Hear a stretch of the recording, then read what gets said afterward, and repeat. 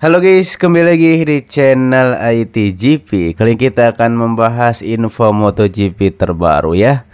Yang pertama adalah dari Marc Marquez yang yakin bahwa ia bisa lagi juara dunia, tapi pakai motor GP24 Desmo Sedici 2024, bukan motor yang sekarang.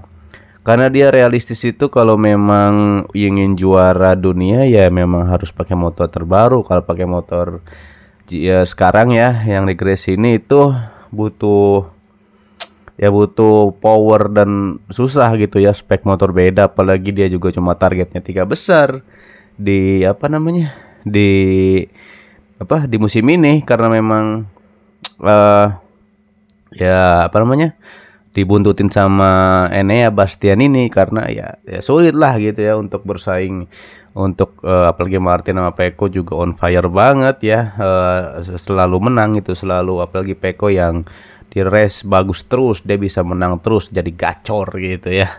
Dan Marquez katanya PR-nya di paruh musim kedua adalah ia harus bisa bisa memaksimalkan kualifikasi 1 sama kualifikasi 2 karena itu akan menentukan minimal dia tuh masuk grid kelima lah atau masuk 10 besar atau minimal 5 gitu ya. Kalau misalnya dia kalau misalnya dia posisinya 3 5 aja, 5 grid, dia bisa bisa bertarung untuk jadi podium pertama. Bukan kalau ke-13 ya masih oke lah, masih oke, udah cukup bagus banget gitu Marcus ya. 13 aja bisa nyampe ketiga di sirkuit favoritnya. Apalagi dia ketiga, makanya dia butuh makanya dia banyak ketahan di belakangnya para rider yang di depan karena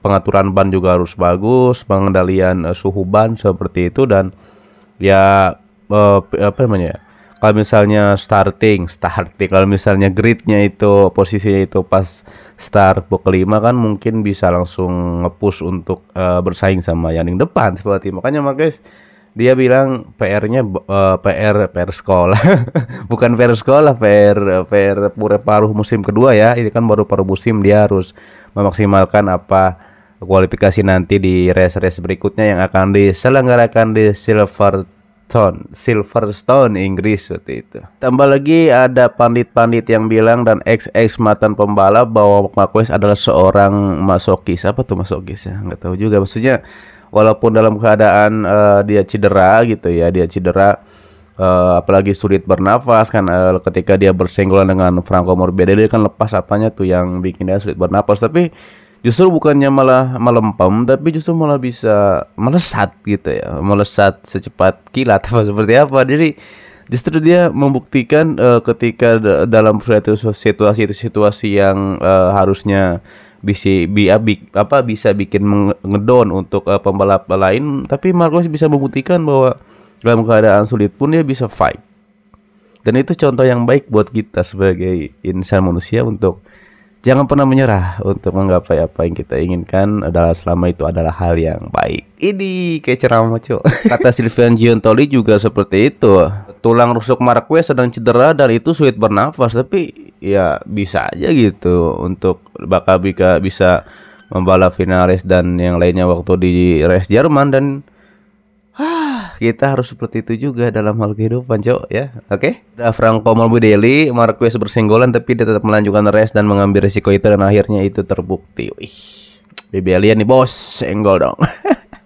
Dan kita akan ada kabar dari Luca Marini yang mendapat poin pertamanya, yang itu juga dapat hibah.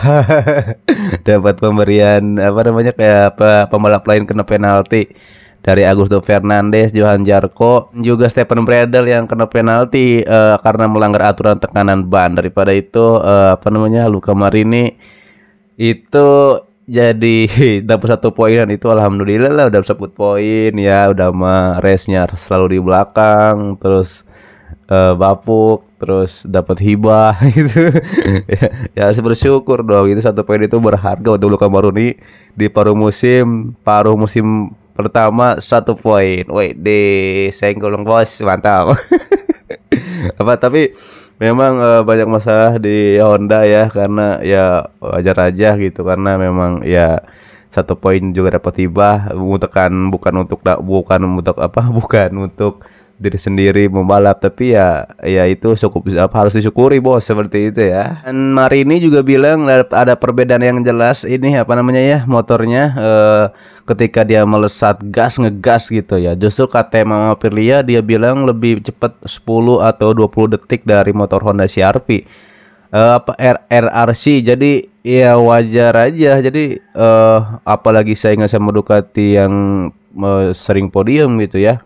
Untuk KTM Aprilia aja ya begitu sulit untuk mengejar Aprilia dan KTM gitu ya. Nah dia misalnya kita satu langkah gitu, Honda masih Aprilia KTM udah 10 langkah gitu.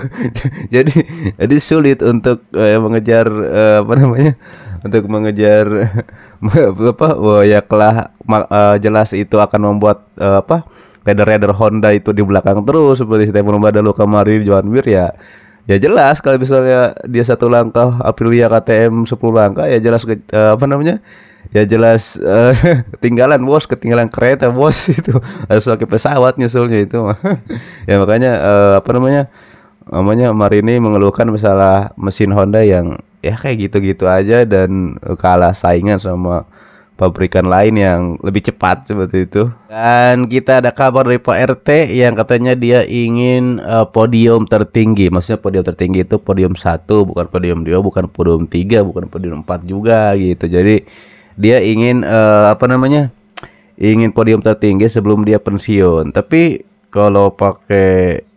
pakai Aprilia sekarang bisa nih podium 1 mungkin ya. Podium 1 nih di race kan ini paruh musim kedua mungkin bisa tuh, tapi untuk di Honda terus podium 1 itu gimana ya, itu bermimpi itu khayalan atau angan-angan. Tapi bisa aja kalau misalnya Pak RT jadi test rider bisa di Honda, terus rider yang ke 1 sampai 15 sampai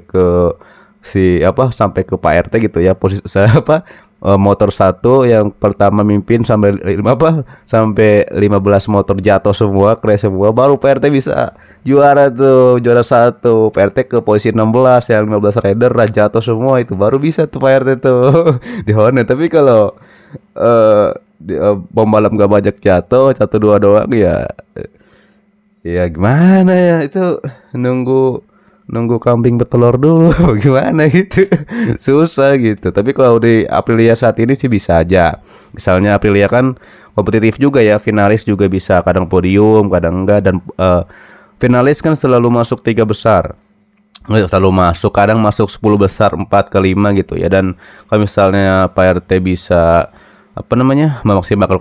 memaksimalkan kualifikasi 1, kualifikasi 2, terus race di posisi 5 dan ridernya mungkin jatuh gitu, dapat durian runtuh, Pak RT bisa aja podium 1 di Aprilia nih musim ini. Tapi kalau nunggu di Honda itu sulit sekali bos. Kisah manis di menutup karir yang indah di MotoGP-nya ya, dan dia ingin podium 1 tentunya. Dan ya semoga aja nanti Pak RT bisa melakukannya di Aprilia ya, karena ingin menutup musimnya yang karirnya yang bagus di MotoGP. Karena kan PRT ini kan berpengalaman ya, dia sudah ke Yamaha, Ducati. RT kan udah berpengalaman banget ya, dari Yamaha, Ducati, terus Suzuki dan sampai ke Aprilia sekarang. Itu buktikan bahwa memang PRT ini bukan kaleng-kaleng gitu dalam mengembangkan motor yang bapuk dan menjadi gacor seperti Aprilia saja, yang selama cukup lama ya, 8 musim atau pokoknya cukup lama, dan itu membuat Aprilia menjadi kompetitif seperti ini. Makanya daripada itu pindahlah ke Honda, dan Honda mau bayar cuannya yang banyak juga seperti itu. Jangan lupa like, komen, dan juga subscribe jika kalian suka dengan konten ini. Notif juga lonceng dipencet, oke? Seperti lonceng sekolah ya, dipencet gitu supaya dapat notif ketika saya upload video yang baru, oke? Sampai jumpa kembali di video selanjutnya. Assalamualaikum warahmatullahi wabarakatuh.